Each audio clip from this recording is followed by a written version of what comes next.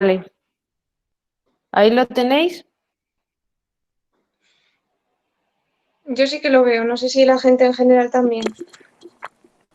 Sí, lo vemos bien. Venga, vale, pues empezamos. Vale, yo soy Ana Serrano, que como os ha dicho Mayalen, pues soy especialista en medicina interna y ahora estoy en la Clínica Universitaria de Navarra haciendo un fellow que es como una beca con más parecido a lo que se hace en Estados Unidos para la formación.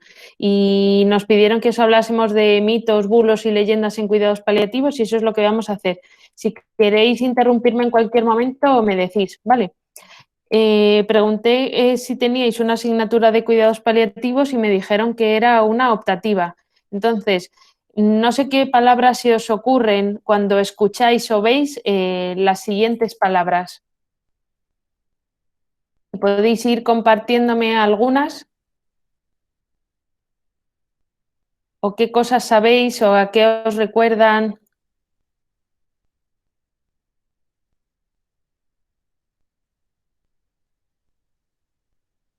¿Quién se anima?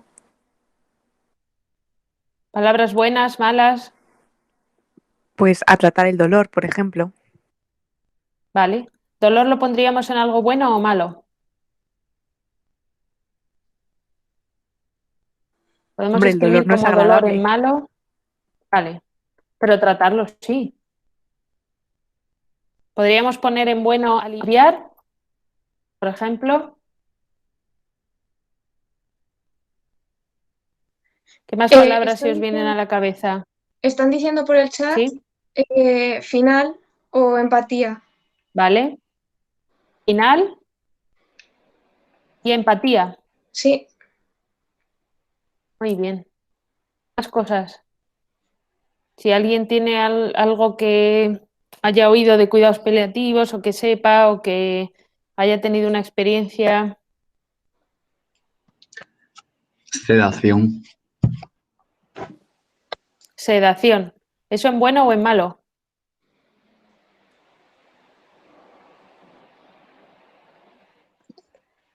Ahí, en medio.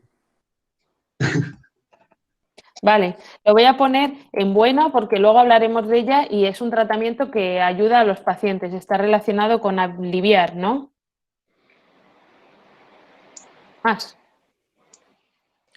A paliativos se someten las personas que no tienen una curación, que están en proceso terminal y que tienen una esperanza de vida corta y no tienen tratamiento curativo. Vale, diríamos como muerte, terminal. ¿Qué más?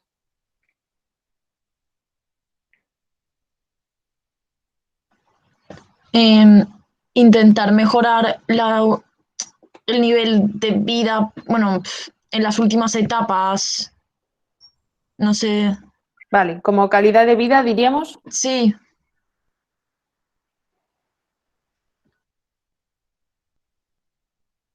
Más o menos. O sea, lo entiendo como también vivir al máximo o aprovechar o así, ¿no? sí, Vale. Pues podemos poner vivir a tope. ¿A alguien se le ocurre más? Yo diría como desesperanza, porque casi siempre cuando te dicen que un familiar ya está en paliativos, piensas que es que ya no tiene otro remedio, ¿no?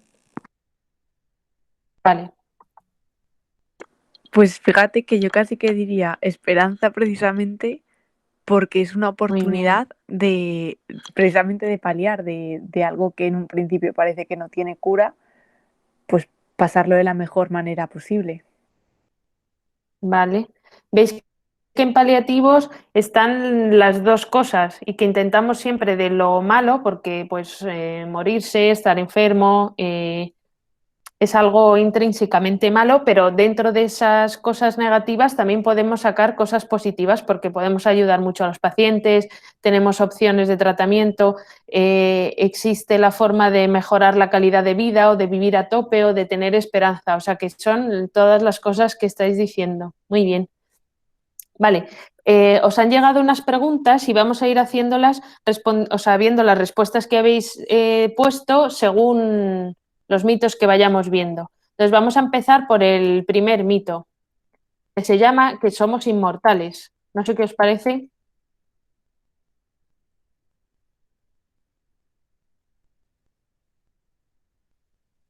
Bueno, vamos a desmontar que somos inmortales. Es verdad que hoy en día las muertes repentinas son menos frecuentes, hay menos accidentes de tráfico, menos accidentes laborales y la muerte es más o menos predecible o más fácil de estar preparados para ese momento.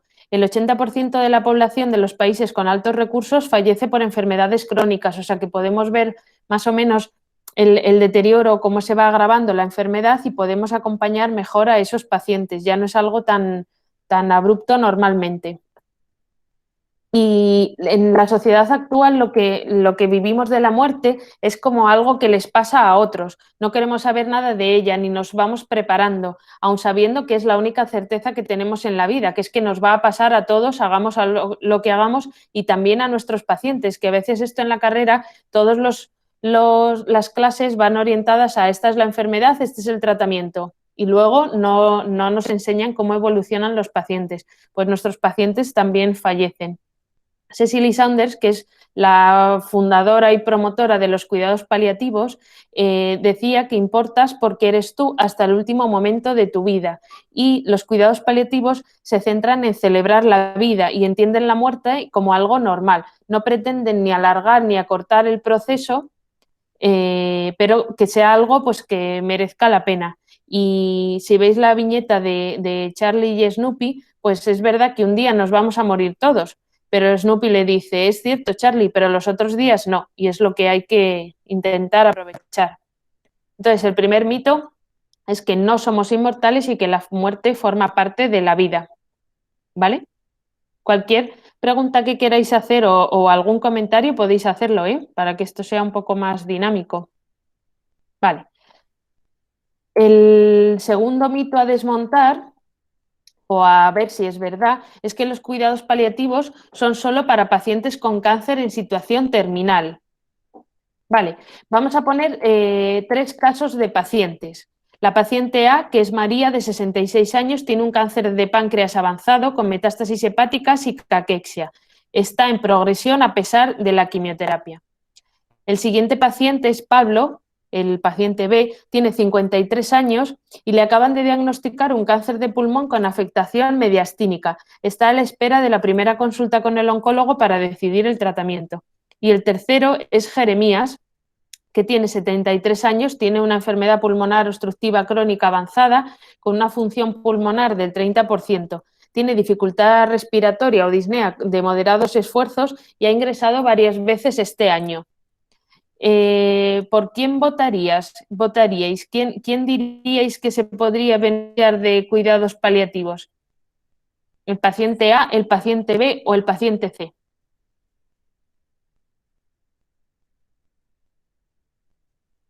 Ahora no los veis, ¿no? Sí, sí los vemos, pero minimizado. Ah, vale. Pues ¿quién diríais? El A, ¿no? ¿A, B o C? A. ¿Vale? Es una paciente con un cáncer avanzado y que encima está en progresión, o sea que las opciones de tratamiento dirigido a la enfermedad aparecen pocas, ¿no? ¿Alguien cree que alguno de los otros pacientes se podría beneficiar? Yo creo que el C también podría beneficiarse, porque al final la EPOC es una enfermedad crónica y el paciente presenta una dificultad respiratoria importante y bueno, y los ingresos y demás, y puede que también unos cuidados paliativos le ayudaran con su patología. Vale. Vale, pues vamos a ir avanzando a ver qué conclusión sacamos. Nos acordamos más o menos de estos 3 pacientes. Vale, en las últimas definiciones de cuidados paliativos, tanto de la OMS como la Sociedad, el Consenso Internacional de Cuidados Paliativos, centran la atención paliativa en enfermedades que provocan un sufrimiento intenso y que son enfermedades muy graves. Se habla de riesgo vital, de que es importante la identificación precoz de los pacientes que se puedan beneficiar y se centran en problemas físicos, psicológicos, espirituales y en el cuidado a la familia. Entonces, por ejemplo, en la pandemia que estamos viviendo todos, los cuidados paliativos se han visto como un recurso muy importante a utilizar y se han hecho un montón de publicaciones de cómo los equipos de cuidados paliativos han ayudado mucho a acompañar tanto a pacientes que podían estar pasándolo mal como a compañeros que normalmente no tienen en su práctica habitual pacientes que puedan fallecer y también les han ayudado mucho. Vamos a hablar un poco de las enfermedades no oncológicas, que ahora se llaman más pacientes crónicos avanzados. Como habéis visto, el paciente con la EPOC es una enfermedad que según progresa pues acaba llevando al fallecimiento del paciente. Sin embargo, las enfermedades oncológicas son las que mejor están estudiadas y donde los cuidados paliativos están más y mejor implementados. Pero es muy importante saber que las enfermedades no oncológicas o las enfermedades crónicas con insuficiencia de órgano tienen mayor prevalencia que las oncológicas, tienen la misma carga sintomática y son pacientes que están peor tratados. Veis a la derecha un cuadro de los síntomas que tienen pacientes con enfermedad hepática terminal o avanzada, que es el ESLD, cáncer, EPOC, que es COPT, CHF, que es insuficiencia cardíaca, SRD, que es insuficiencia renal y demencia. Y veis que los datos sobre dolor, disnea, insomnio, astenia, anorexia, náuseas, vómitos, ansiedad y depresión tienen cifras muy variables, pero que se asemejan a las de los pacientes con cáncer, o sea que son pacientes que tienen enfermedades avanzadas que les provocan mucho sufrimiento. Entonces son pacientes que se benefician igual de los cuidados paliativos. Además, suelen ser pacientes de mayor edad, con lo cual tienen mayor dependencia, o sea, necesitan más ayuda para el día a día, tienen mayor comorbilidad también porque se juntan varias enfermedades de estas y existe una dificultad pronóstica porque ni los pacientes son conscientes de su propio pronóstico, ni tampoco los médicos o los profesionales sanitarios. Siempre sobreestimamos el pronóstico de estos pacientes.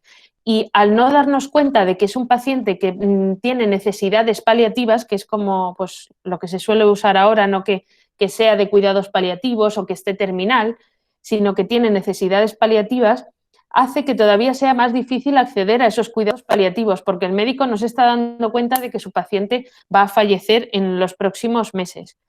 Para eso, podemos ver un poco cómo es la evolución de estas enfermedades. A esta dificultad para establecer el pronóstico se llama parálisis pronóstica. Como estoy paralizado, no sé estimar un pronóstico, no hago las medidas que se beneficiaría más mi paciente. Entonces, veis a la izquierda cómo es más o menos la historia natural de los pacientes con cáncer, que es que tienen una buena situación funcional durante casi todo el periodo de su enfermedad hasta que llega un momento que cuando nos estamos acercando al final en que aparece mucho deterioro funcional, o sea, el paciente está cada vez más rato en la cama, necesita más ayuda para todas las actividades de la vida diaria, le cuesta más prestar atención a cosas o comer o así, hasta que al final pues llega el momento de la muerte. Y sin embargo, las insuficiencias de órgano, la evolución es que partimos de una situación funcional buena cuando yo estoy bien, pero de repente tengo una crisis, que es como una agudización de EPOC o ingreso por insuficiencia cardíaca.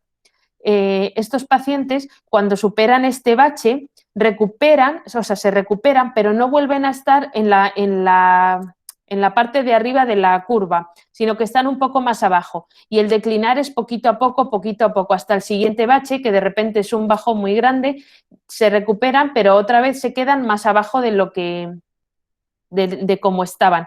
Y así va transcurriendo a lo largo de un par de años o unos pocos meses hasta que llega el momento del fallecimiento. Entonces surgió una pregunta para intentar encontrar a estos pacientes y poder responder a sus necesidades paliativas, que es un intento de superar esta parálisis pronóstica, esta dificultad que tenemos para que esos pacientes accedan a cuidados paliativos. Y es no centrarnos en encontrar qué pacientes creemos que van a morir ya, sino en los que la muerte es un acontecimiento razonable en los próximos meses. Para esto son claves conceptos como la gravedad, la progresión y la trayectoria, como hemos visto.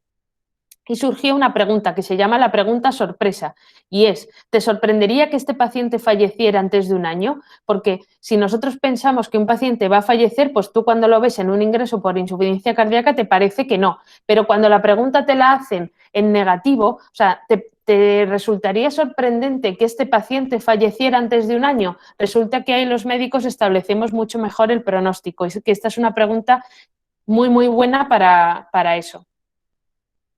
Entonces, aquí van las respuestas a la pregunta que hemos lanzado sobre este tema. ¿Los cuidados paliativos se centran en la atención a pacientes con cáncer en situación terminal? Pues la mayoría habéis dicho que no, hay otros pacientes, y un 32% que sí, que supongo que ahora ha cambiado un poco vuestra opinión, y con el siguiente mito más. Entonces, este mito 2 de los cuidados paliativos son solo para pacientes con cáncer en situación terminal es falso, y los cuidados paliativos atienden a pacientes con enfermedades graves, avanzadas y que hay sufrimiento intenso. Vale. ¿Queréis hacer una pregunta o decir algo, algún comentario antes de pasar al mito 3?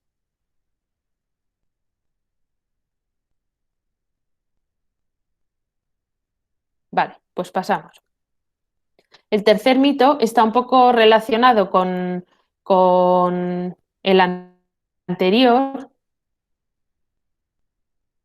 Es que los cuidados paliativos son solo para los últimos días o semanas de vida, cuando ya no hay tratamientos activos y me estoy muriendo. Vuestras respuestas han sido que sí, que los cuidados paliativos se dedican a ayudar a la gente a morir en paz cuando ya no hay tratamientos curativos. Y vais a ver lo sorprendente de esto. El modelo tradicional, que es el que a lo mejor más habéis escuchado, es que los oncólogos tenían sus tratamientos para prolongar la vida, la enfermedad va progresando y cuando el oncólogo decide que ya el paciente no se va a beneficiar de ningún otro tratamiento es cuando pasa a cuidados paliativos. Entonces, esa ruptura no es nada beneficiosa para los pacientes.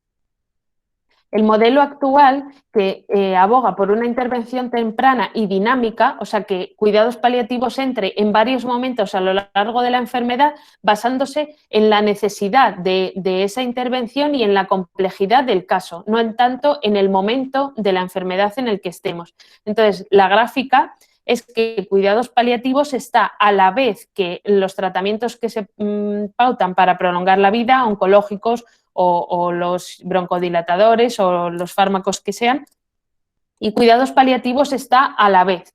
Luego, cuidados paliativos está mucho más presente al final de la vida, acompañando en la fase final, pero cuidados paliativos está durante toda la enfermedad, y eso es a lo que hay que tender. ¿Por qué?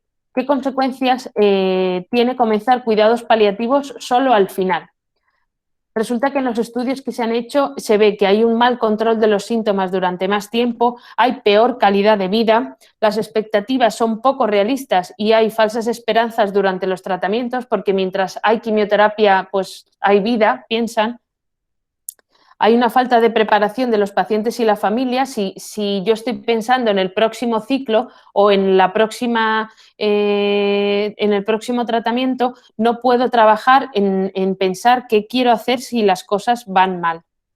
Y se ve que hay más opciones de tratamiento y asistencia inapropiadas, porque los pacientes pues, reciben cuidados más agresivos o, por ejemplo, quimioterapia en el último mes de vida, o incluso ingresos en UCI. Pero entonces la pregunta que nos surgiría es, vale, sabemos las consecuencias de entrar tarde, pero ¿tiene algún beneficio comenzar pronto? Pues sí, ahora lo vamos a ver con un estudio que cambió un poco la forma de hacer cuidados paliativos y el momento en el que entrar. Los cuidados paliativos han demostrado que mejoran el control sintomático, que mejoran la calidad de vida, que se reduce la ansiedad y la depresión y que hay una mayor expectativa de vida. Y fue este estudio el que cambió todo, que se publicó en el 2010. Lo que hicieron fue comparar en pacientes con cáncer de pulmón no microcítico, los dividían en dos grupos, unos pacientes que recibían los cuidados estándar, que es que cuando el oncólogo considera que hace falta la ayuda de cuidados paliativos, entonces avisaban a cuidados paliativos, y el early palliative, que es entrar cuidados paliativos a la vez que oncología y mantener un seguimiento desde el diagnóstico de la enfermedad. La gráfica de la izquierda lo que se ve es que en 3 cuestionarios el HATS-D lo que mide es depresión, el HATS-A es lo que mide es ansiedad y el PHQ-9 lo que mide es depresión. Vemos la comparación de las dos barras, las azules son el cuidado habitual de que el oncólogo llama paliativos cuando le parece, y la barrita rosa, que es cuidados paliativos desde el principio. Y veis que las cifras de depresión son absolutamente más bajas. En ansiedad no se notó tanto, pero también hubo un descenso. Y lo más sorprendente del estudio es que en el seguimiento durante los meses a estos pacientes resulta que vivieron más. O sea, vivieron mejor, pero es que además vivieron más.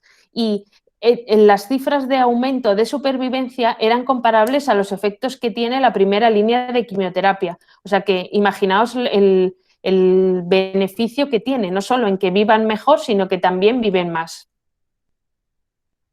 Entonces, llegamos al final del tercer mito, que ahora hilaremos un poco con el segundo. Los cuidados paliativos precoces mejoran la calidad de vida, ayudan a prepararse y pueden aumentar la supervivencia. Entonces, de los pacientes que hemos visto antes, del A, B y C, la paciente A con el cáncer de páncreas avanzado, ¿os parece que sí? Más o menos estábamos todos de acuerdo de que esa paciente necesitaba cuidados paliativos.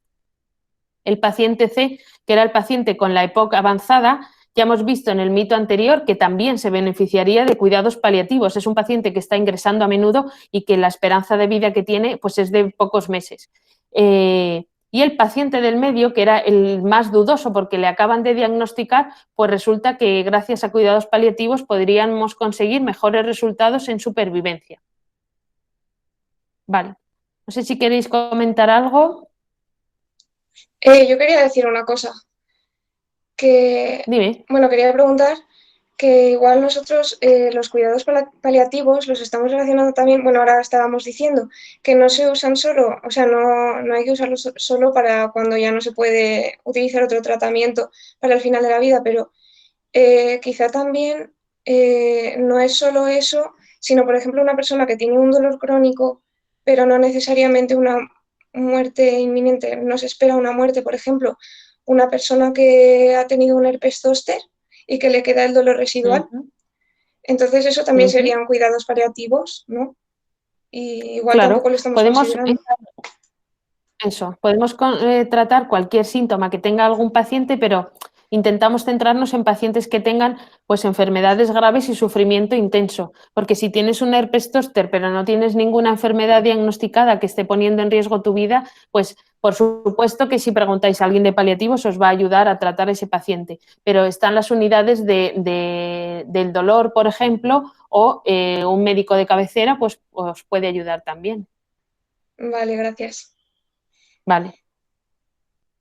Muy bien, pues pasamos al mito 4, que es que los cuidados paliativos son solo para ancianos. Vale.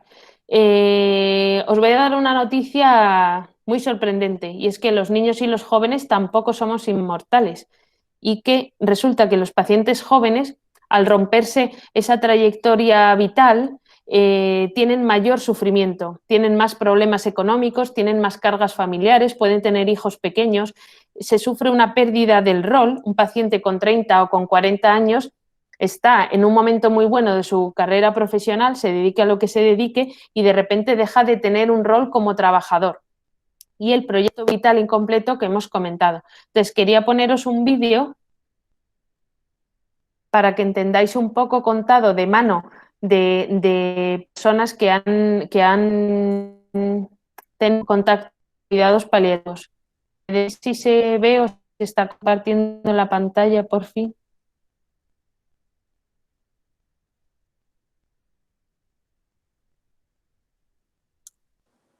Yo no lo veo. No lo ven. Me parece que va a tener que salir de la llamada y volver a compartir.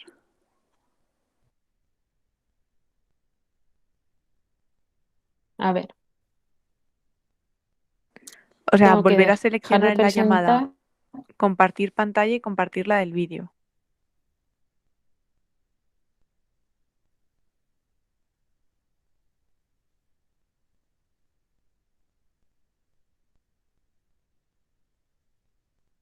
Vale, ahora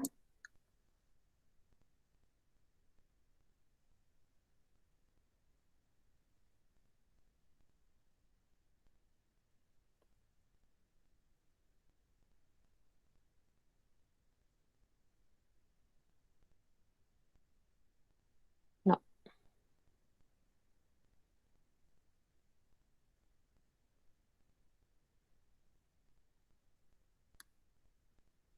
A ver si se carga.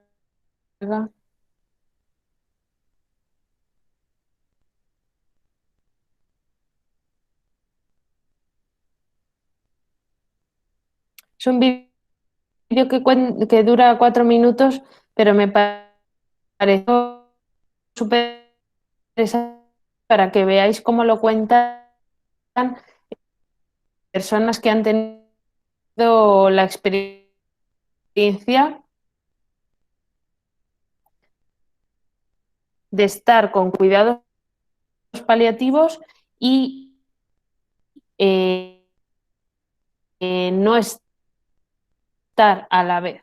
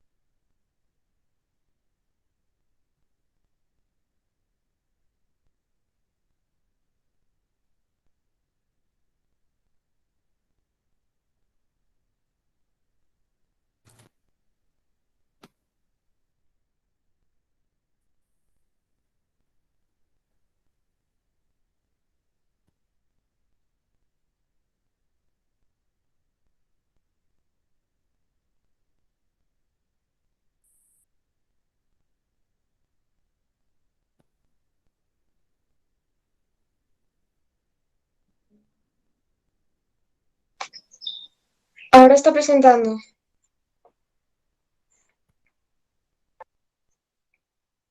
No,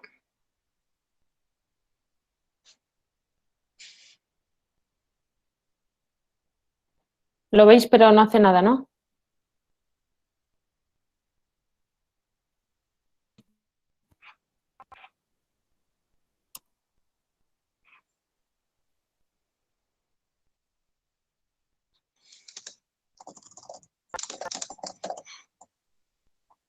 Que no sé por qué va tan lento.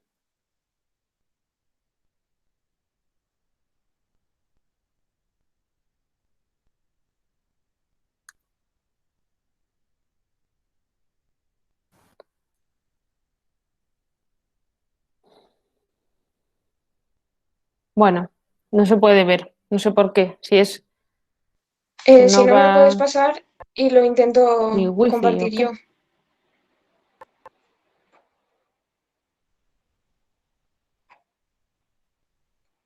A ver si ahora me deja.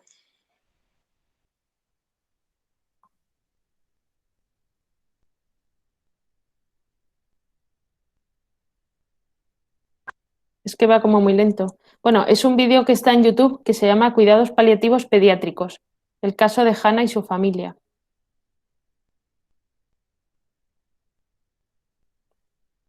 Es que va como muy despacio, no Lo sé. intento, lo estoy buscando y si lo encuentro lo pongo yo.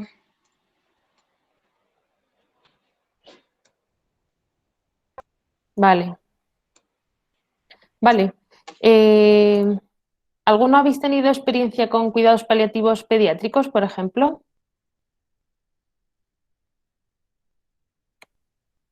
Porque igual atender a personas más mayores o en cuidados paliativos de adultos, pero ¿alguien tiene alguna experiencia en cuidados paliativos pediátricos? Vale, creo que lo tengo. Voy a intentar compartirlo, ¿vale? Vale, gracias.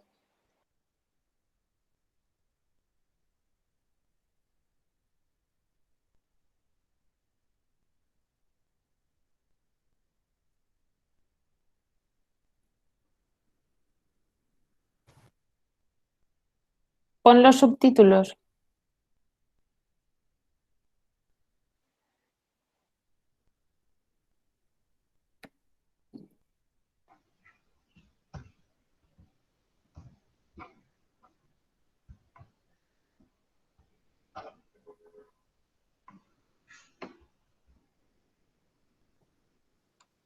Decidme por favor si se ve y se oye. Decidme por favor si se ve y se oye.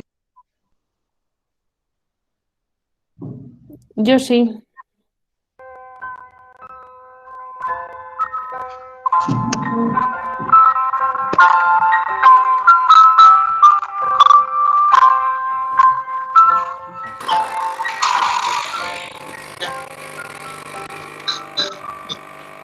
Nosaltres que hem viscut l'experiència d'una mort sense unitat de cures pal·liatives i ara que tenim l'atenció amb les cures pal·liatives, nosaltres només podem dir que ens ha canviat la vida, no? Ens han facilitat a tots els nivells el cuidar-lo d'un fill en aquesta situació. El que fa és facilitar-te la vida, no? I ajudar-te en tot. I ella, bueno, farà el procés que farà, però bueno, en tot aquest temps tindrà qualitat de vida i estarà ben atesa i bueno, t'ajudarà a tu també.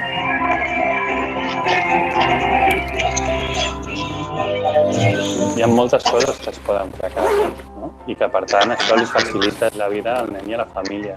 Habitualment els nens volen anar a casa i si ho poden estar, no? Perquè la seva condició li ho permet, doncs no som nosaltres els que ens desplacem. I que puguis estar tu a casa teva, al teu mitjà, tot controlat, i que siguin els metges que vinguin a casa. És com increïble. Es trenca una barrera professional, no? Que en l'hospital és difícil, no? Hi ha una relació molt més propera, molt més de confiança.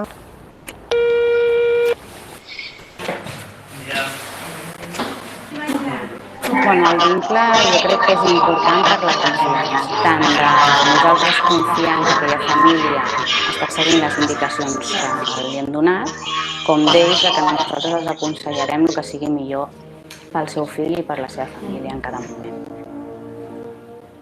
Doncs bé, nosaltres som la Núria i el Jordi, som un matrimoni que vam tindre dues nenes bessones. Se'ls van diagnosticar una malaltia, un síndrome minoritari, d'aquestes malalties rares. I bé, la Noa, que és la germana de la Jana, el 2014, amb una grip i una complicació respiratòria, va morir al febrer del 2014. I llavors, l'any següent, la Jana va tindre un ingrés amb una grip comú i allà és quan vam entrar en la unitat de cures pal·liatives. Que el fet d'entrar en pal·liatius no canvia la situació del seu fill, no? El seu fill té una malaltia que potser l'hem diagnosticat fa temps, que ell ja sap que potser és amenaçant per la vida del seu fill i que nosaltres el que li volem és aportar, pal·liar tot allò que pot ser penosa, tot allò que molesta, els símptomes, ajudar-los a casa, ajudar-los amb els recursos, tenir un equip, no? En plena disponibilitat, 24 hores. Vull dir que és un ajut. T'ajuden a això, a encarar la malaltia, a cuidar el nen, a saber entendre i, bueno, i afrontar la situació, no? Que per molt desastrosa que pugui semblar o per molt terrible que pugui semblar, doncs aprens a viure amb això, no? I arribes a ser feliç i a disfrutar de cada moment d'ella, de cada petita cosa.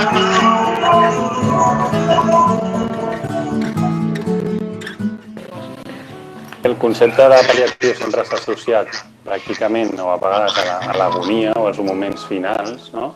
I és només una petita part del que fa el model d'atenció pal·liativa, perquè tenim en compte totes les parts de la família. I ho fem a través d'una atenció que diem interdisciplinar, no? Que són metge, infermera, treballador social, psicòleg, agent espiritual, per donar una atenció que diem integral. Hi ha estudis d'adults que si tens un bon control dels símptomes, els pacients viuen més, no? O sigui que no només millorem a nivell de qualitat, sinó que molt probablement allarguem la vida. De fet, jo sempre dic que, tot i que pot ser una paradoxa, no? La unitat de cures pal·liatives ha allargat la vida de la meva filla. Això és una cosa que no té preu. Clar, l'entrar a cures pal·liatives amb la Jana i veure el que ens han facilitat la vida i la qualitat de vida que li han donat a la Jana és quan dius, ostres, ojalà ho haguéssim tingut abans.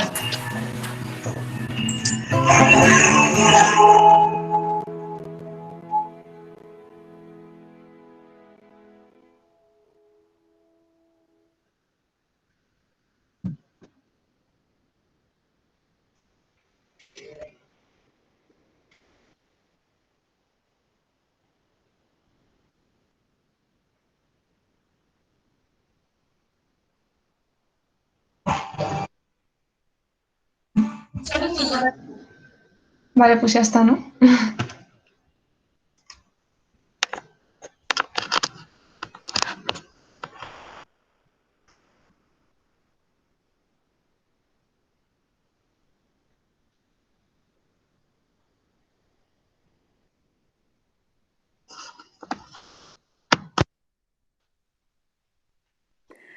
Perdón, está silenciada. Actives el micro que no se le oye.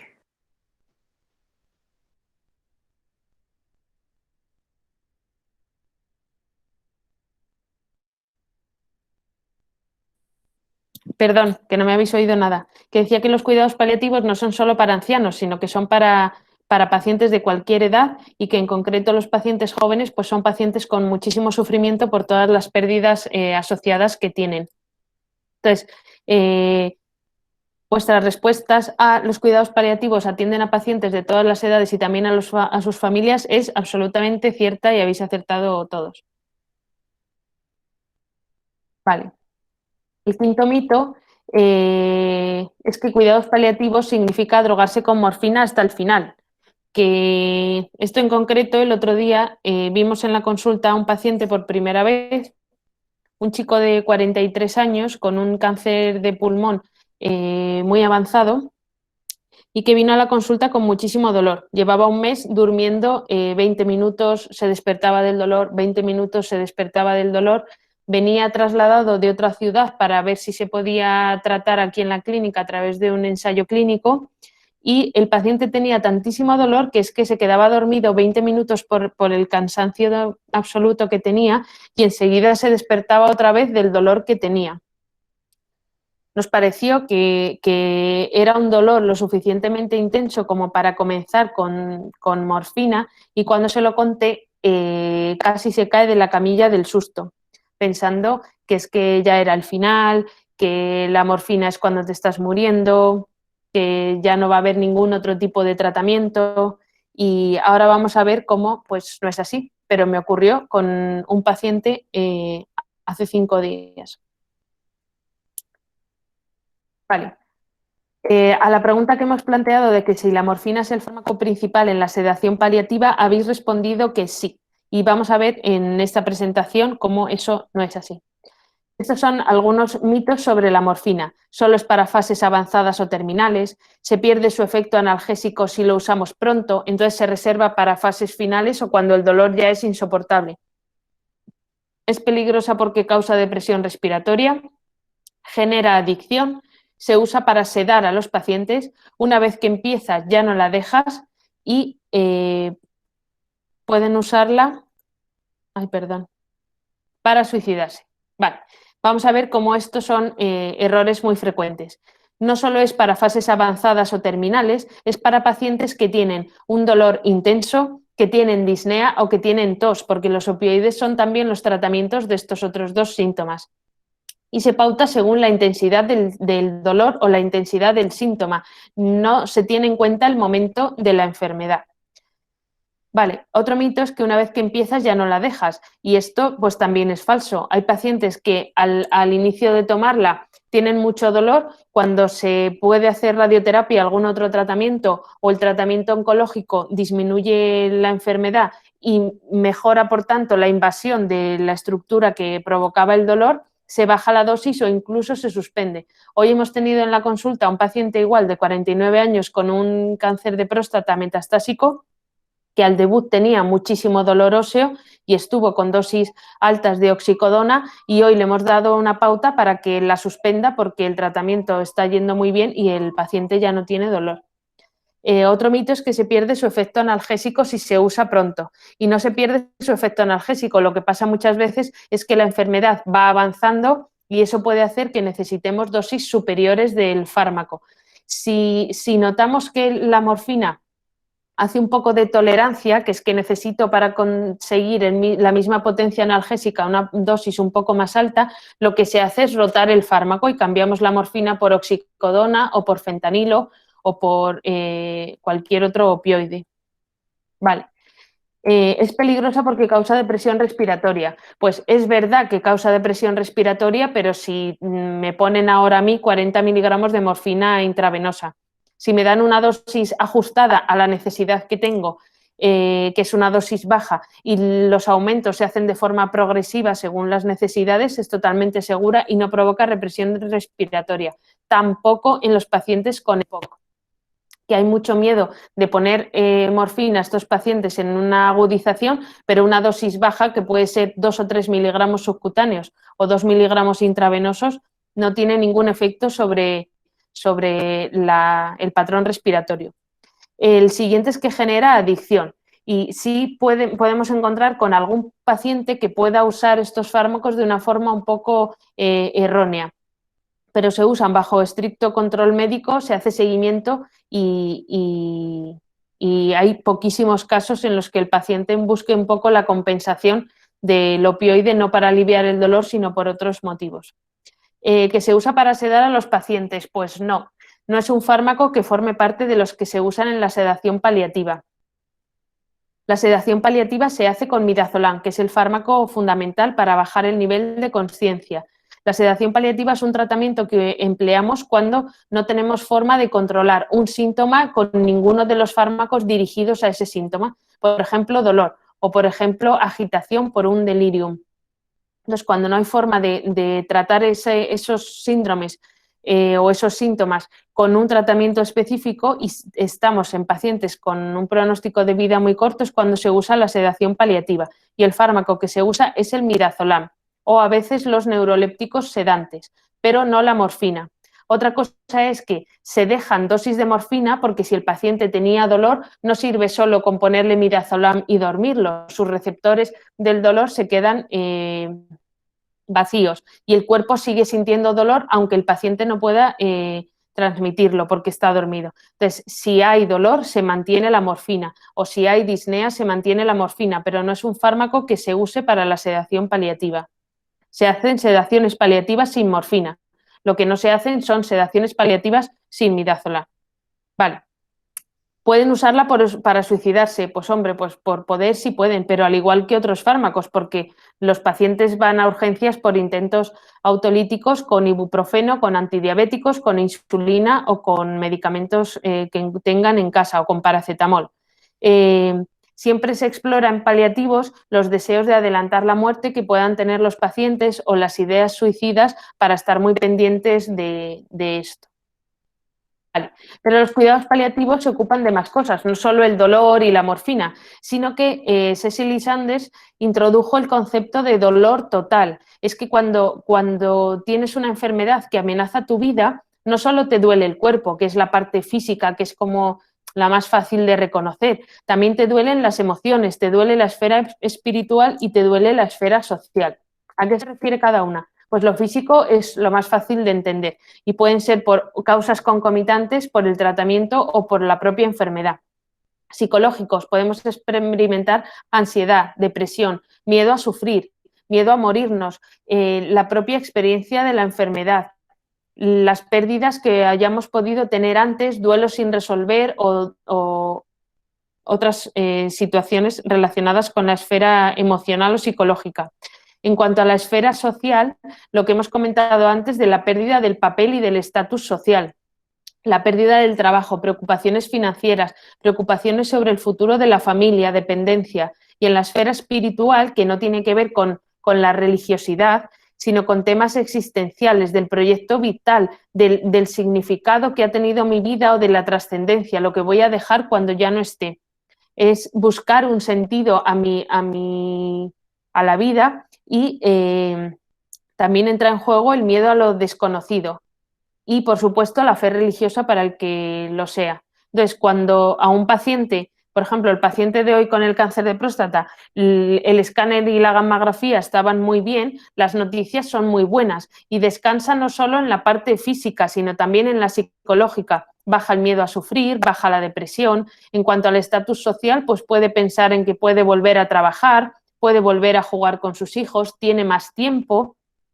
Entonces, ese dolor es total, afecta a todas las esferas de la persona. Al igual que si las noticias no hubiesen sido malas, él estaría pensando en qué va a ser de mis 3 hijos, mi mujer se queda sola, un sueldo menos en casa, acabamos de comprar acabamos de firmar una hipoteca, por ejemplo. Tengo mucho miedo a sufrir porque a lo mejor creo que voy a tener mucho dolor o miedo a lo que pueda venir detrás. Entonces, cuidados paliativos no significa solo morfina, sino que se preocupan por toda la persona y además por su entorno, porque tenemos muy en cuenta la familia, los recursos sociales y los recursos materiales para estar en casa o lo que decidan los pacientes. Vale. El sexto mito es que los cuidados paliativos se hacen en el hospital por equipos especializados. Vale. Esto es falso. Los cuidados paliativos son responsabilidad de todos aquellos profesionales de la salud que en el curso de nuestro trabajo atendamos a pacientes con enfermedades graves, que quiere decir que pongan en riesgo su vida o que limiten la supervivencia. ¿Creéis que un cardiólogo, por ejemplo, va a atender a un paciente al final de su vida? Pues sí, ¿no? Los pacientes con insuficiencia cardíaca, pues muchos de ellos puede que fallezcan en un ingreso en cardiología, o los neumólogos, por ejemplo, o los nefrólogos, que ahora se ha visto el beneficio de cuidados paliativos también en pacientes de edad avanzada y que tienen insuficiencias renales terminales antes de entrar en diálisis. Resulta que hay pacientes que viven peor entrando en diálisis y que prefieren no entrar. Entonces, en esos pacientes pues son a los que acompañamos y tratamos.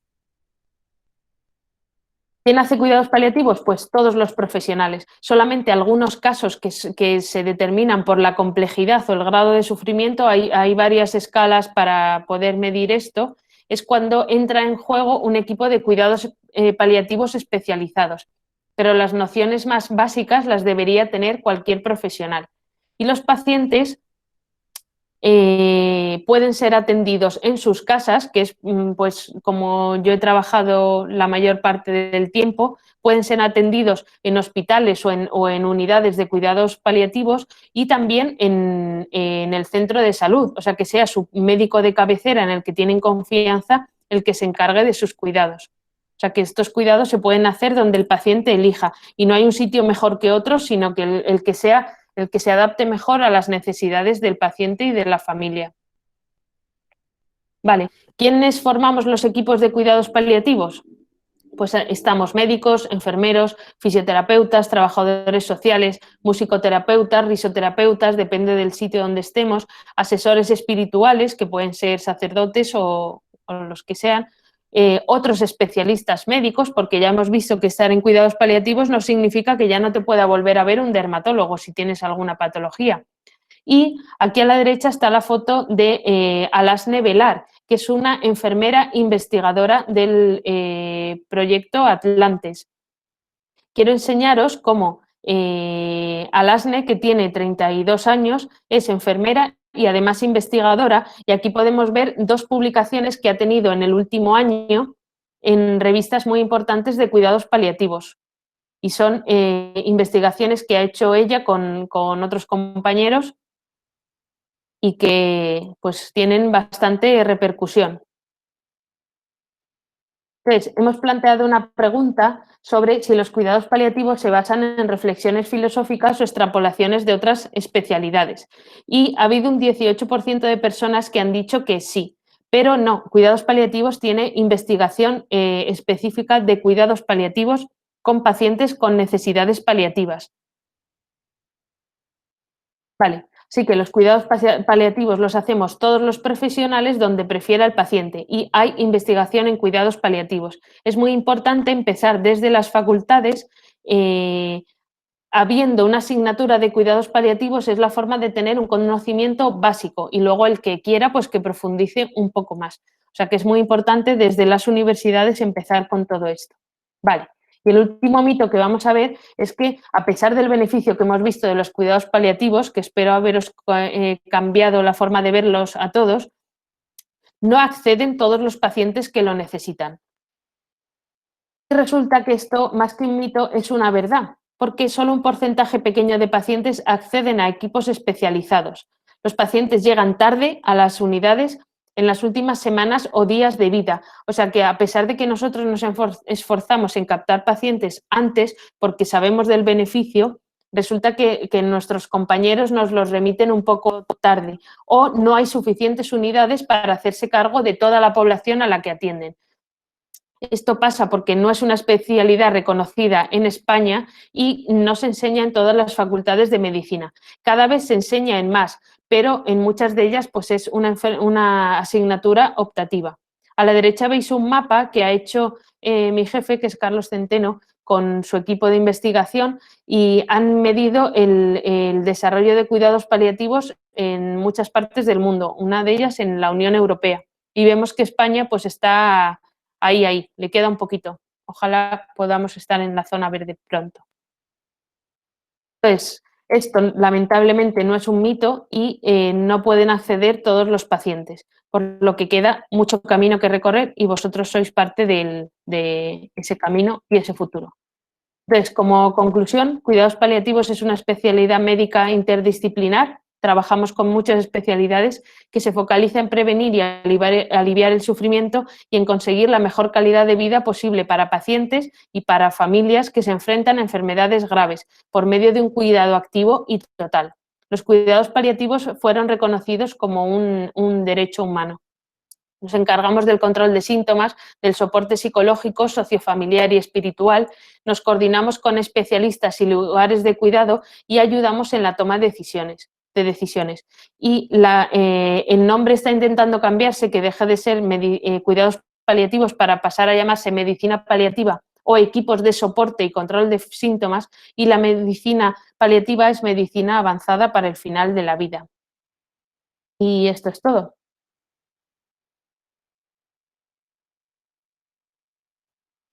No sé si queréis que comentemos cosas que os ha parecido. Si os encendéis la cámara, así nos podemos ver mejor y podemos resolver dudas. Hola, Ana. Hola. Hola. Bueno, muchas gracias por la charla. La verdad ¿Qué es que ha tal, sido Paula? muy interesante. Yo quería hacer una pregunta y es que en este camino que hablabas para que los paliativos pues tuvieran realmente una buena base y pudieran acceder a todos los pacientes, ¿cómo crees que es la situación actual en España? Por ejemplo, ¿crees que socialmente está apoyado? Si la política lo apoya, si las leyes lo apoyan. O sea, ¿qué nos falta cambiar para lograr ese camino? Pues esa es una muy buena pregunta. Y si tuviéramos la respuesta acertada, pues estaríamos intentando hacerlo, porque los cuidados paliativos pues van muy despacito. Con todas las publicaciones y la evidencia cada vez mayor del beneficio, pues poco a poco está habiendo cambios. Pero es verdad que las políticas actuales, fijaos cómo está el debate de que se va a implantar una ley de eutanasia o se quiere implantar cuando no hay una ley de acceso a cuidados paliativos o de regularizar esta situación. Hay determinadas zonas en España en que sí hay suficientes recursos para la demanda, pero hay otros sitios en los que no lo hay. Entonces, las unidades de cuidados paliativos al final se quedan para casos muy complejos y que se acercan mucho al final de la vida porque no hay personas suficientes o equipos suficientes para hacer el abordaje de pacientes siguiéndolos durante 2 años, por ejemplo. Lo que hacen es una intervención de 2 semanas, pero así no se obtiene todo el beneficio. Entonces, todavía nos queda camino y la clave está en la cuestión política, que es de donde vienen las políticas para cambiar el sistema sanitario o la asistencia. Pero ojalá lo supiésemos y pudiésemos enganchar a todo el mundo. Bueno, aquí estáis varias personas que seguro que vais a colaborar.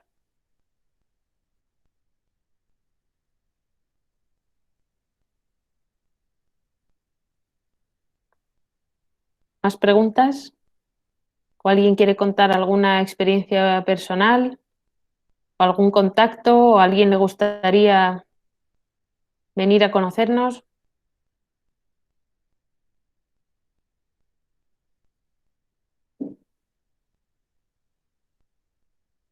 Bueno, pues lo que queráis. Mayalen tiene mi contacto. Si queréis hablar cualquier cosa de forma privada o hacer alguna pregunta o algo así, pues encantada de que os pase mi teléfono y que charlemos cualquier día.